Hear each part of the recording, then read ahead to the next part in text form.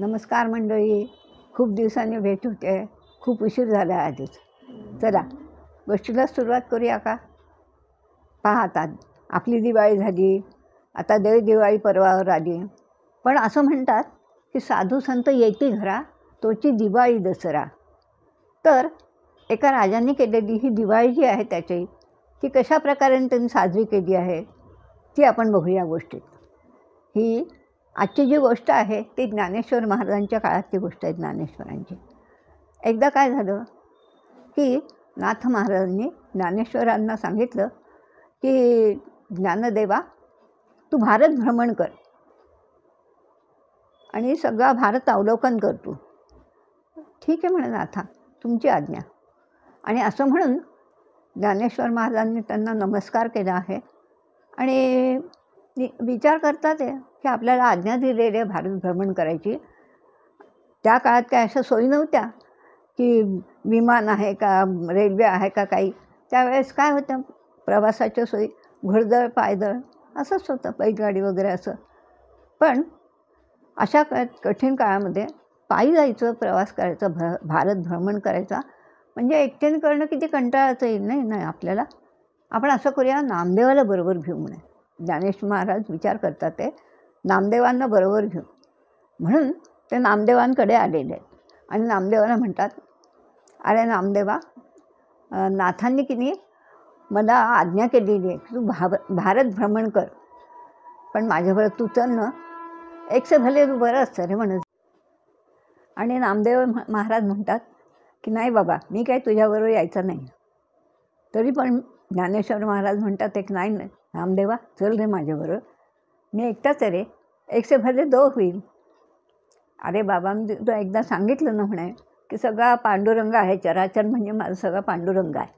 मी त्याला सोडून कुठेही जाणार नाही. तुला जायचं असेल तर जा, नाही तर तूही पण राहू. नाही म्हणे, आपण असं करू, आपण सरळ रावळात चल. आपण पांडुरंगालाच विचारू, विठ्ठलाला विचारू की देवा, मी असं म्हणतो आहे, पण हा नाही म्हणतो आहे म्हणून. शेवटी देवाला विचारायचं म्हटल्यानंतर नामदेव महाराज आणि ज्ञानेश्वर महाराज तिथे आलेले आहेत. त्या ठिकाणी देवाला नमस्कार केला आहे आणि विचारलेला आहे ज्ञानेश्वर महाराजांनी, देवा, मला नाथांनी आज्ञा केली आहे की तू सगळा भारत भ्रमण करून ये. म्हणून मी याला म्हणतो आहे की अरे नामदेवा, नाम्या, अरे चल तू माझ्याबरोबर. पण हा ऐकतच नाही म्हणे, हा यायलाच तयार होत नाही. काय करावं म्हणे मी, तुम्ही सांगा ना म्हणे याला. मग लागले नामदेव महाराज म्हणतात, नाही देवा, मी तुम्हाला तुमचे पाय सोडून कुठे जाणार नाही, मी सांगून ठेवतो आत्ताच. शेवटी देव त्याला म्हणतात नामदेवाला, अरे नाम्या, असं करू नको. चराचरातला जो परमेश्वर आहे तो कशा रूपाने असतो हे बघ, जग बघायला जा तू. नको म्हणे तू ह्याच्याबरोबर हे करू. मग शेवटी देवांना सांगितल्यानंतर नामदेवांचा नाईलाज होतो आणि म्हणतात, ठीक आहे, आता तुम्ही म्हणतात तर मी जातो याच्याबरोबर. म्हणून ते निघाले आहेत. नामदेव महाराज निघाल्यानंतर ज्ञानेश्वरांना आनंद झाला आहे. दोघं निघालेले आहे, वारकरी पंथाचेच होते ते. त्याच्यामुळे जय हरी विठ्ठल, श्री हरी विठ्ठल, जय हरी विठ्ठल, श्री हरी विठ्ठल घोष करत निघाले. दिवसभर प्रवास करायचा, रात्री मुक्काम करायचा, जिथे संध्याकाळ रात्र होईल तिथे, आणि परत रात्र संपली की सकाळी पहाटे पुढच्या प्रवासाला सुरुवात, असा त्यांचा दिनक्रम असेल. असं करता करता ही वारकरी मंडळी बघून रस्त्यांना नामघोष करत जायचे ना, जय हरी विठ्ठल, श्री हरी विठ्ठल. तर नकळतच 5-25 लोक जमले गेले त्यांच्याबरोबर. आणि ही सगळी वारकरी मंडळी ज्ञानेश्वर महाराजांसह निघालेले आहेत पुढचे करता करता करता खूप दिवस जातात. खाली दक्षिणेकडे एक मोठं राज्य लागतं आणि पहाटेची प्रशांत वेळ असते. ही मंडळी जी असती ही पुढे निघालेली असतात तिकडे. आणि बघतात तर काय, त्या एका पहाटेच्या प्रशांत समयी असंख्य लोक त्या ठिकाणी जमलेले असतात. मॉर्निंग वॉकला म्हणा किंवा पहाटे फिरायला कोणी जाणारे किती असतील हो, 5, 25, 50 लोक जातील फार तर एकाच रस्त्याला. पण ह्या ठिकाणी बघितलं तर अथांग जनसागर जमलेला असतो. आणि बरं, जमलेले आहेत तर आहेत, काहीतरी बोलतील किंवा काही नाही. नुसतं कुजबूज कुजबूज काहीतरी ऐकू येत होती. पण त्याचं आश्चर्य म्हणून एवढ्या पहाटेच्या समयी एवढा लोक कशा करता जमला असेल, असं म्हणून ही भक्त मंडळी जी असतात ही आपल्या यांचं सुरू असतं, जय हरी विठ्ठल श्री हरी विठ्ठल म्हणत म्हणत म्हणत पुढे जातात ते पुढे. लोक त्यांना वाट देतात आहे आणि एवढ्यामध्ये वाट देतात ते आणि हे लोक पुढे जातात तर बघतात तर काय, एका सूळ बांधलेला असतो आणि सुळावर एका व्यक्तीला बांधून ठेवलेलं असतं, तिला सुई द्यायचं असतं म्हणून.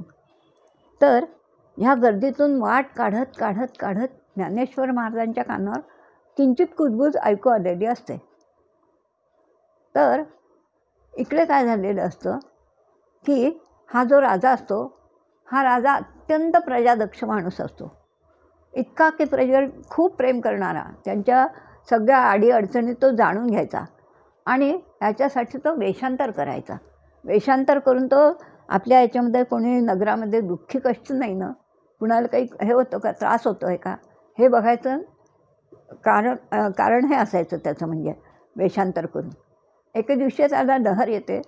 वैशाखाचा महिना असा ऊन पडलेलं असतं चांगलं आणि दुपारची वेळ झालेली असते, 12-2च्या मधली वेळ असते.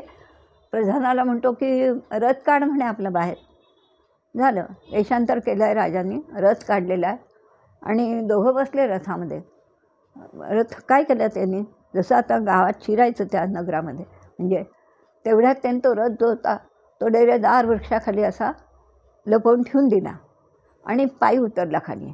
प्रधानही खाली उतरला पायी. झालं, पायी उतरल्यानंतर बघतात तर काय, एक 3-1 वर्षाचा मुलगा, 2.5-3 वर्षाचा मुलगा असेल की ज्याला धड बोलता येत नव्हतं, नाव सांगता येत नव्हतं, असा मुलगा. पायात काही नाही, दिसायला गोरा पान सुंदर होता मुलगा. पाय भाजत होते पण रडत होता. तर राजाचं हृदय कळवळलं की अरे एवढ्याशा मुलाला किती पायाला चटके बसतील म्हणे. त्याने त्या मुलाला पटकन उचललं आपलं, शेड्याने त्याचे पाय पुसले आणि तळे त्याचे बक्त लाल लाल झाले होते. प्रधानाजवळ त्याला दिलं आहे, म्हणतो त्याला घे आणि विचार कोणाचं लेकरं आहे, एवढ्या उन्हामध्ये फिरता येतो आहे, त्याला भूक लागली असेल, काय असेल, आईवडील कोठी दिसतंय का बघ त्याचे. प्रधान चौकशी करतो खूप वेळ, पण कोणी नाही म्हणे, नाही म्हणे आता कोणीच नाही आहे म्हणे, आई नाही वडील नाही म्हणे. मग राजाला वाईट वाटतं, मी स्वतः अजून जिवंत असताना माझ्या नगरामध्ये अनाथ कोणी नाही आहे. मग तो त्याला घेतो, प्रधानाला सांगतो की चल याला घेऊन राजवाड्यात जाऊ आपण. आणि राजवाड्यात आल्यानंतर त्या राजाला सुद्धा एक मुलगा असतो. राजाच्या मुलाचं नाव असतं राम, हे श्याम असतं त्याचं नाव राजाच्या मुलाचं. आणि तो म्हणतो की मला हा श्यामच्या जोडीला राम मिळाला आहे, म्हणून त्याचं नामकरण तो राम म्हणून करतो. झालं, फक्त ही गोष्ट प्रधानाला आणि राजाला माहिती असते, फार फार तर राजवाड्यातल्या सीमित लोकांना. पण बाकी कोणाला इतकं काही माहिती नसतं की राजाला एक मुलगा, एक 2 मुलगा.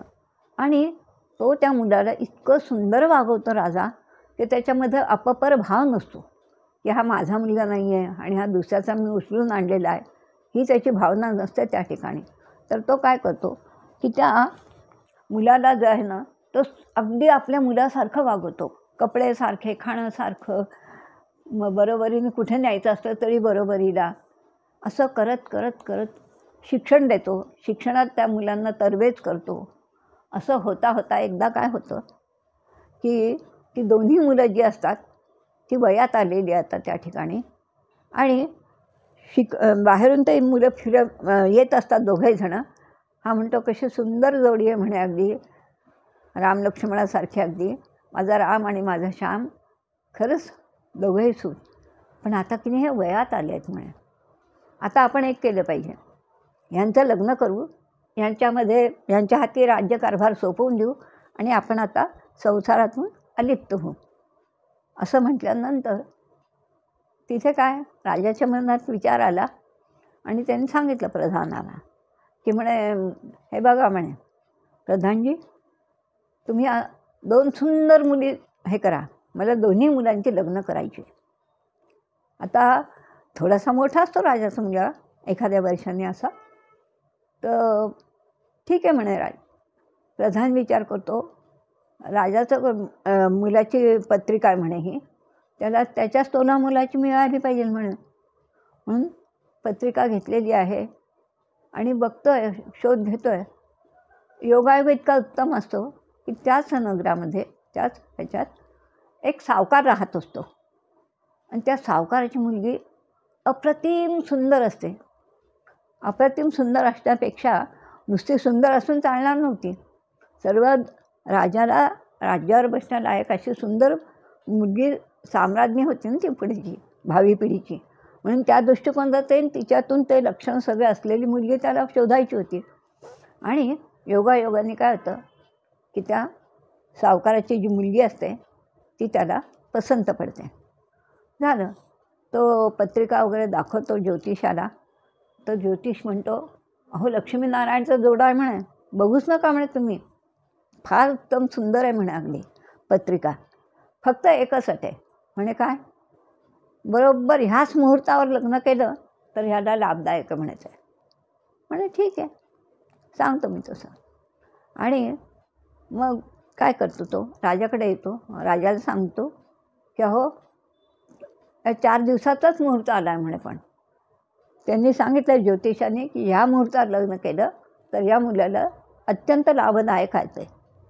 झालं, आता तिथे काय, सावकाराची मुलगी, राजाचं घरचं लग्न, तिथे काय आपल्यासारखं डाळ तांदूळ आणायचे ते का हॉल बुक करायचा होता, अशी काही भानगड नव्हती बाकी गोष्टींची. झालं, सगळी तयारी झाली, धूमधाममध्ये लग्न झालं आणि वरात आली. तसं राजाने काय केलं, सगळे वरात वगैरे झाल्यानंतर प्रधानाला परत सांगितलं, माझ्या दुसऱ्या मुलाकरता सुद्धा एक काकण सरस अशी मुलगी हवी आहे, की कोणी बोट नको दाखवायला की राजाच्याच मुलाचं लग्न सुंदर मुलीशी केलं म्हणून. मी ऐकून घेणार नाही, मला तोला मुलाचीच मुलगी आण म्हणे तू, माझ्या मुलाकरता पण, माझ्या रामकरता पण तशीच मुलगी आण म्हणे, जशी श्यामला आणली आहे चांगली सुंदर तशी. बरं म्हणा. आणि सगळेजण आनंदी होतात.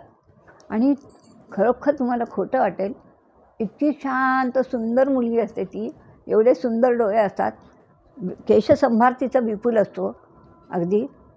आणि अशी ती गोड मुलगी राजाच्याकडे सून म्हणून आलेली आहे राजाची.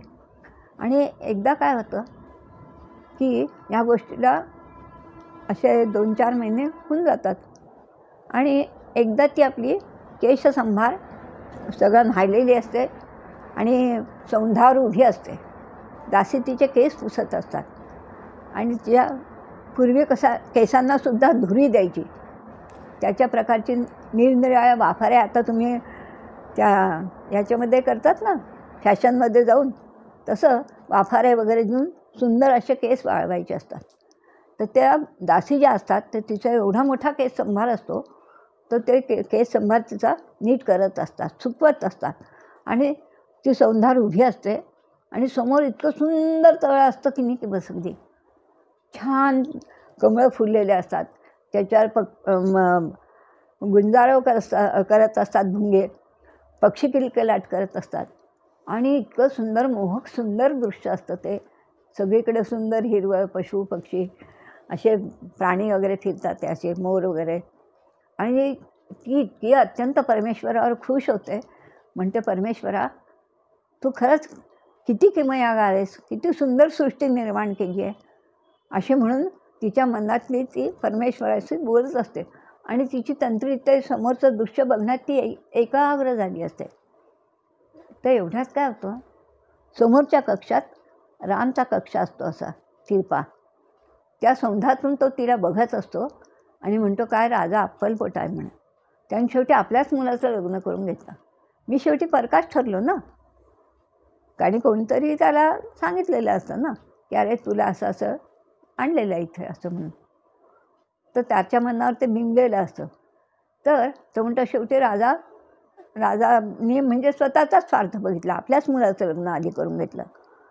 मग तो काय करतो, तो येतो आणि तिच्या महालामध्ये येतो. तिच्या महालात आल्यानंतर त्या दासी ज्या असतात ना, पूर्वी एक संकेत असतो की पुरुष माणूस किंवा कोणी आलं तर दासी न सांगतात बाहेर निघून जात असतात. तर तशी ही समोर दृश्य बघण्यामध्ये एकाग्र चित्त झालं असतं तिचं. आणि तेवढ्यात तो राम तिच्याकडे येतो. तिच्याकडे आल्यानंतर तिचं लक्षच नसतं. ती सौंदार हात टेकून उभी असते ना अशी. तर तेवढ्यात तो काय करतो, तिच्या हातावर हात ठेवतो. आणि बघा, बाईला तिने एक परमेश्वरांनी तिसरा डोळा दिलेला असतो. तिला समोरच्या पुरुषाची नजर तात्काळ कळते अगदी, की हा कोणत्या नजरेने आपल्याकडे बघतो आहे.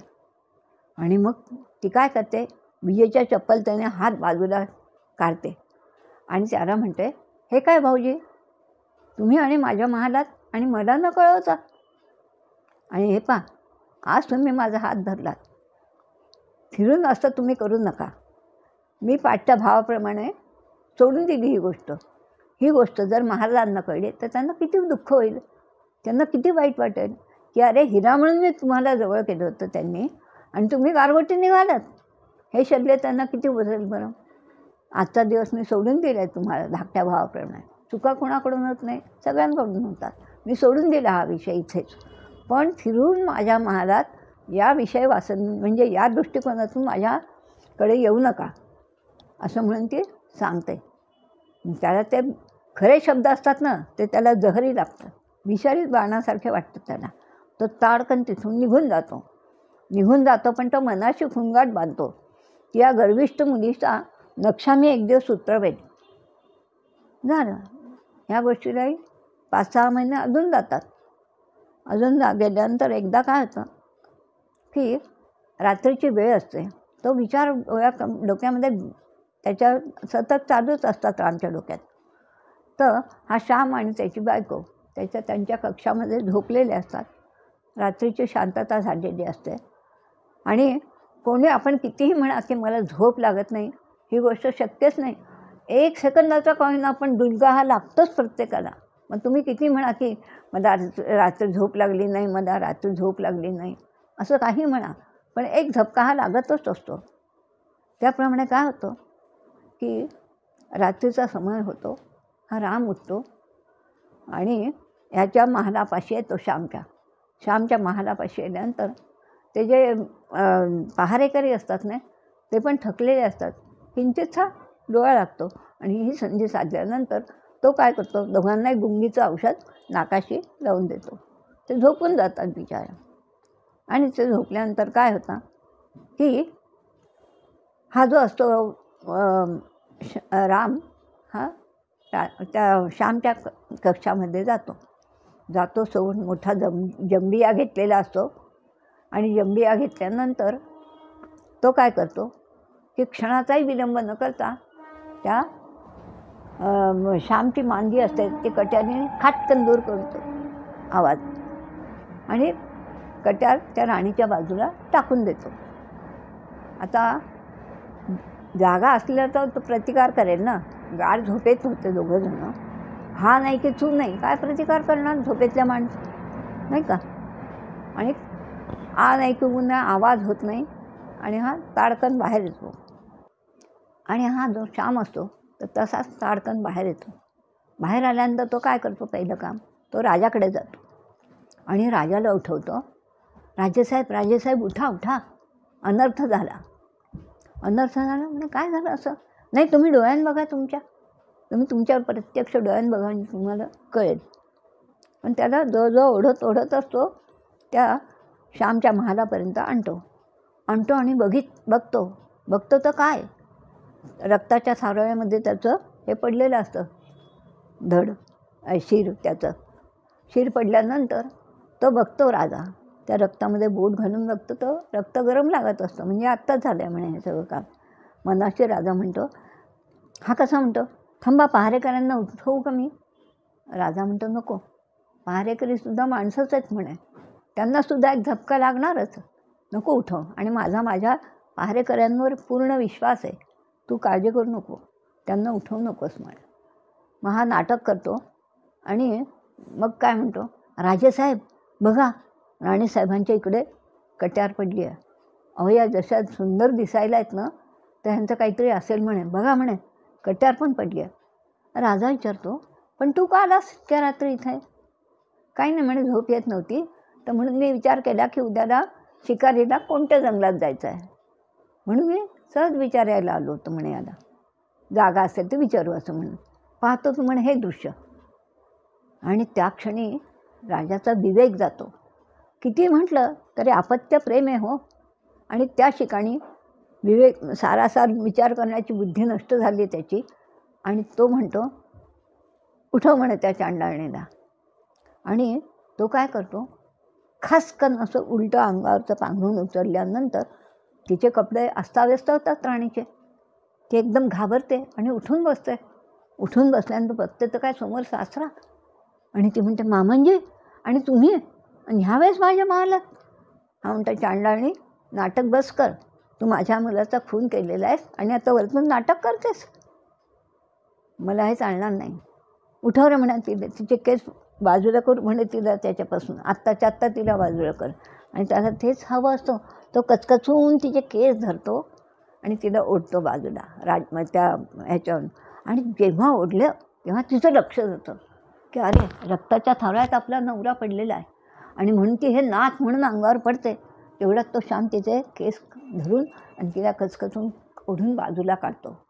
आणि राजा असं काय सांगतो की जा आत्ताच्या आत्ता तू दवंडी दे की मी जेवढा प्रेमळ आहे, कर्तव्य दक्ष आहे, तसाच मी निष्ठुरपणे कर्तव्य दक्षपणे आणि माझ्या ठिकाणी न्यायदेवता शाबूत आहे.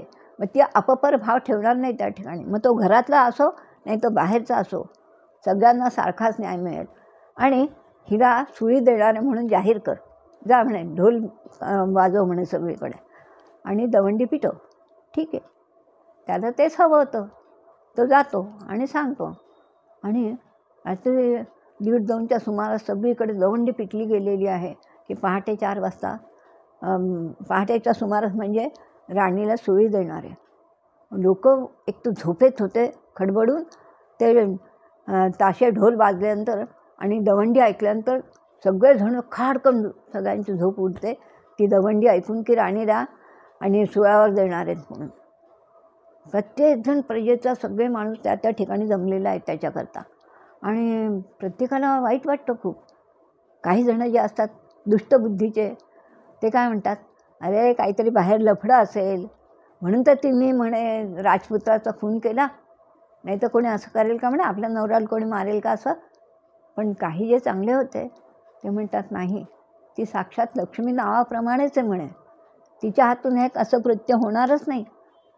आणि ती काय झालं की असं झाल्यानंतर अशा त्या गोष्टी चाललेल्या असतात. आणि म्हणून त्या ठिकाणी ती सगळी शांतता झालेली असते. आपण जे म्हणतो ना, ज्ञानेश्वर महाराज म्हणतात एवढा समुदाय का जमला, बोलत का नाही कुणी. तर त्या गोष्टीतून फक्त हे ऐकू येत असतं की सावकाराची मुलगी होती, पहा म्हणे राजाची राणी झाली आणि तिच्या नशिबे पहा म्हणे काय असं असं म्हणून लोक चर्चा करत होते. झालं. ज्ञानेश्वर महाराज त्या ठिकाणी हळूहळू गर्दीतून वाट मिळालेली आहे पुढे. राजा पण त्या ठिकाणी आला आहे. आता तिला थोड्या वेळात सुळी चढवणार, झेंडूच्या माळा वगैरे चढवल्या आहेत तिच्यावर. आणि ज्ञानेश्वर महाराज त्या ठिकाणी आलेले आहेत. तोंडांनी त्यांचं म्हणणं चाललंच होतं, श्री हरी विठ्ठल जय हरी विठ्ठल. आता राजा त्याला ज्ञानेश्वर महाराजांना तेव्हाच ओळखू येतो. राजा ज्ञानेश्वर महाराज म्हणतात, महाराज कोण अभागी जीव आहे हो, तर एवढ्या प्रातःसमयी त्याला तुम्ही सुळी देता ते. तर राजा त्या ठिकाणी म्हणतो, तुम्ही संत मंडळी आहात, तुम्ही विचारू नाही आणि मी सांगू नाही असं निंद्यकृत्य माझ्या राजवाड्यात झालेलं आहे. माझ्या राज्यातच काय, माझ्या खुद्द राजवाड्यात झालेलं आहे. तर म्हणे असं काय झालं. तर म्हणे ही जी सुळावर जाते ना ती माझी सून आहे आणि हिने माझ्या मुलाचा खून केला आहे आणि म्हणून करता म्हणे मी हिला आधी सुळी देणार, नंतर मी माझ्या मुलाचं दहन करेन. तर ज्ञानेश्वर महाराज म्हणतात, तू अजून तुझ्या मुलाला दहन नाही ना केलेलं. म्हणे नाही. मग त्याला इथे घेऊन येश आणि तिला आता सुळी द्यायचं. तसं ज्ञानेश्वर महाराज तिच्याकडे बघतात. पण म्हणे मी एक सांगू का, मला ना त्या साधी म्हणजे सती म्हणता तसं तरी चालेल, तिचं मला मुखावलोकन एकदा करू द्या म्हणे. तर म्हणे काय तिला बघतात, पण केवळ तुम्ही संत मंडळी आहात म्हणून मी तिचं तोंड तुम्हाला दाखवतो, पण तिचं तोंड बघू नये अशी गोष्ट आहे म्हणे. आणि मग ते राजा शिपायाला आज्ञा करतो की तिच्या बुरखा बाजूला काढ. तिचा बुरखा बाजूला टाकल्यानंतर ज्ञानेश्वर महाराजही हसतात म्हणजे ते काही खिखी करून हसत नाही, तर ते प्रारब्धाला हसतात. आणि त्या राणीला पण हसायला येतं. राजा त्या दोघांचे चेहरे निरखत असतो ना. आणि तो ज्ञानेश्वर महाराजांना म्हणतात, महाराज आपण का हसलात? हसण्यासारखं इथं काय घडलेलं आहे म्हणजे असं. तर ते म्हणतात, राजा अरे हसू नको तर काय, एका सावकाराची मुलगी भावी साम्राज्ञी आहे, तुझ्यानंतर तुझाच मुलगा गादीवर बसणार ना, म्हणजे ती प्रत्यक्ष साम्राज्ञीच झाली की नाही म्हणे. आणि असं असताना तुझी ती एवढी सून साम्राज्ञी आणि सावकाराची मुलगी आहे, तिने माहेरी दळायचं म्हटलं तर ते मोतीसुद्धा दळू शकेल एवढं तिचं ऐश्वर्य. आणि प्रारब्ध काय असावं तर सुरावर मृत्यू. मग याच्यापेक्षा प्रारब्ध ते काय असावं म्हणे माणसाचं.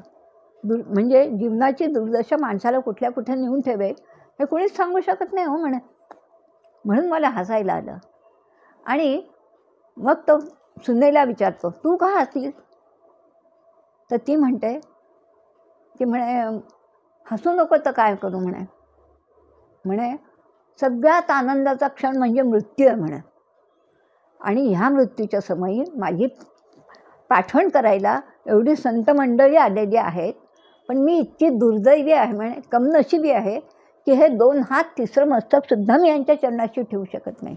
बघा, आपण एखाद्या मंदिरात वगैरे असं रस्त्याने सहज फिरायला गेलं आणि मंदिर दिसलं तर आपण काय करतो, पटकन परमेश्वराला म्हणतो, देवा हे 2 हात आणि हे तिसरं मस्तक तुझ्या चरणाशी हृदयापासून अर्पण केलेलं आहे, हो की नाही. हा भाव त्या ठिकाणी असतो आपला.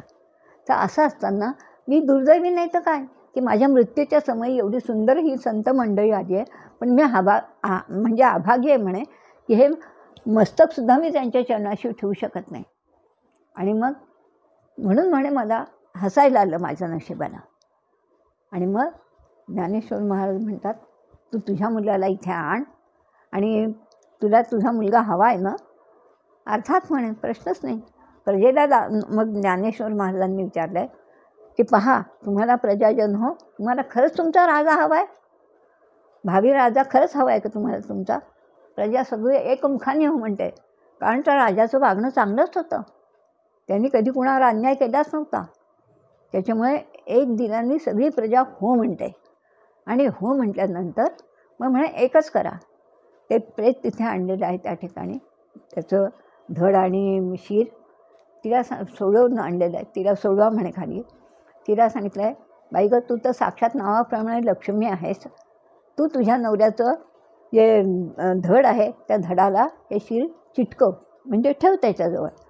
आणि सगळ्यांनी मी सांगतो तसं करा, एकमुखाने सगळ्यांनी म्हणा, श्री हरी विठ्ठल जय हरी विठ्ठल, श्री हरी विठ्ठल जय हरी विठ्ठल. आणि सगळेजण नाम रंगामध्ये अगदी नाम घेण्यामध्ये इतके तल्लीन झालेले आहेत की बसवली. आणि तिला सांगितलेलं असतं की बाई गं तू जप असं म्हणजे श्रीहरी विठ्ठल म्हणत असताना तू त्याच्या डोक्यापासून पायावरती सतत हात फिरवत राहा. झालं. आणि अशा रीतीने मुखांनी ती पण म्हणते, राजा म्हणतोय, प्रजा म्हणत आहेत, सगळेजणं ज्ञानेश्वर महाराजांसुद्धा सगळेजणं आणि एक मुखाने म्हणत आहेत, श्रीहरी विठ्ठल जय हरी विठ्ठल, श्रीहरी विठ्ठल जय हरी विठ्ठल. खूप आनंद झाला आहे आणि कुणाच्या लक्षात येत नाही. आणि जो राजपुत्र उठून बसलेला आहे त्या ठिकाणी आणि बायकोला म्हणतो, अगं आपण इथे कसं आलो? आपण तर राजवाड्यात होतो ना, इथे या ठिकाणी आलो कसं आपण? आणि तिच्या डोळ्यातून अश्रूच्या धारा वाहतात आहे आणि नवऱ्याचे पाय धरलेले आहेत तिने, राजाच्या डोळ्यातून अश्रू वाहतात आहे. आणि मग सगळ्यात प्रजेमध्ये राजाने सांगितलं, हत्तीवरून साखर वाटा. सगळीकडे साखर वाटली जाते आहे. राजा मोठ्या आदराने ज्ञानेश्वर महाराजांना, नामदेवांना घेऊन राजवाड्यात आले. म्हणतात, आज माझ्या घरचा पाहुणचार तुम्ही घ्या. आणि सगळी संत मंडळी आहे सगळी बरोबरची, ती सगळी राजवाड्यात आलेली आहे. राजाला अत्यंत आनंद झालेला आहे. त्याला खऱ्या अर्थाने दिवाळी झाली आहे त्याची. त्यांनी काय केलं, सुंदरपैकी भोजन दिलं आहे आणि दुपारी वामकुक्षी करायच्या म्हणून बसलेले आहेत त्या ठिकाणी. वामकुक्षीला जाणार तेवढ्यात ते राजा ज्ञानेश्वर महाराजांना म्हणतात, महाराज एक गोष्ट विचारू का मी? तर हा राम जो असतो ना, हा राम सतत जवळ असतो आणि तो काय म्हणतो, ज्यांनी आता एवढं त्याला जिवंत केलेलं आहे ते आपलं नाव राजाला सहज सांगतं केव्हा तरी, म्हणून तो सुद्धा तिथे त्या ठिकाणी हजर असतो. आणि मग राजा म्हणतो, मी प्रजेवर इतकं प्रेम केलेलं आहे की शेजारची राज्यसुद्धा मला शत्रू नाही म्हणे कोणी. असं असताना माझ्या राजवाड्यात माझ्या मुलाचा खून कोणी केला असेल हो म्हणे. तर संत मंडळी जे असतात ना, ती खरोखर मनापासून प्रेम करणारी असतात. ती कुणाच्या छिद्रावरती बोट ठेवणारी नसतात. तर ते जोडता कसं येईल असं बघतात. ज्ञानेश्वर महाराज काय म्हणतात माहिती आहे का, राजा कशाला या मागच्या गोष्टी उकरून काढतो, तू विचारू नको आणि मी सांगत नाही, तुझा मुलगा तुला मिळाला आहे ना परत, असं म्हणून ज्ञानेश्वर महाराज राजाला शांत करतात. पण त्याला काय वाटतं की हे सांगून देतील असताना, म्हणून तो राम जो असतो तो धावत धावत येतो, महाराजने राजाचे पाय धरतो आणि धसधसा रडायला लागतो. आणि मग म्हणतो, महाराज मीच येतो, दुष्ट माणूस जो आहे ना तो दुसरा तिसरा कोणी नाही, मीच आहे म्हणे. तर राजा म्हणतो, तू शांत हो बरं म्हणे पहिल्यांदा आधी, तू काय असं करशील? म्हणून राजा विचारतो. नाही म्हणे, माझ्या मनात एक वाईट विचार गेला की तुम्ही तुमच्याच मुलाचं लग्न चांगल्या मुलीशी करून दिलं, मी शेवटी परकाश ठरलो. वेडा रे वेडा म्हणे. आणि राजा मोठ्या मनाचा असतो, पुत्रवत प्रेम केलेलं असतं त्यांनी ठिकाणी त्याच्यावरती. तो त्याला जवळ घेतो, म्हणतो असा वाईट विचार मनात कसा आला तुझ्या? अरे मी आजच सकाळी तुला ही गोष्ट सांगणार होतो पहाटेच्या ह्याच्यात, की अरे हिला काय करते, अशी सुंदर तुझ्यासाठी मी मुलगी बघून आली, ही गोष्ट सांगायला मी सकाळी तुझ्या कक्षात येणार होतो. त्याच्या आतच हे सगळं रामायण घडलं. आणि ज्ञानेश्वर महाराजांना खूप आनंद झालेला आहे. राजाला प्रचंड आनंद झाला आहे. राजा ज्ञानेश्वर महाराजांना म्हणतो की माझ्या मुलाचं दुसऱ्या मुलाचं लग्न आता मी ठरवतो आहे, आपण इथेच राहून जा माझ्या राज्यात. ज्ञानेश्वर महाराज म्हणतात, नाही, आम्हाला नाथांनी आज्ञा केलेली आहे की तू चराचरात फिरून ये, भारतामध्ये भ्रमण करून ये म्हणजे. तर आम्ही आपला रामराम घेतो. आणि मग नामदेवांना कळतं की परमेश्वर हा चराचरातला कसा आहे. आज जर ही संत मंडळी नसती तर राजाचा मुलगा कायमस्वरूपी गेला असता त्याच्या हातातून. परंतु संतांमध्ये एवढं सामर्थ्य असतं. आणि म्हणतात ना, नारदांनी सांगितलं आहे की जे परमेश्वराचे भक्त असतात ते जे शब्द असतात खरे बोलतात ते खरे होत असतात. आणि त्याप्रमाणे त्या राजाचा मुलगा जिवंत झालेला आहे. नामदेवाला हे कळतं की आपल्याला पांडुरंगाने का पाठवलं ज्ञानेश्वर महाराजांबरोबर. ते चराचरातलं परमेश्वराचं रूप त्याला कळलेलं आहे त्या ठिकाणी. आणि अशा रीतीने साधू संत येती घरा तोची दिवाळी दसरा. म्हणा श्री हरी विठ्ठल जय हरी विठ्ठल, श्री हरी विठ्ठल जय हरी विठ्ठल. झालं. होय.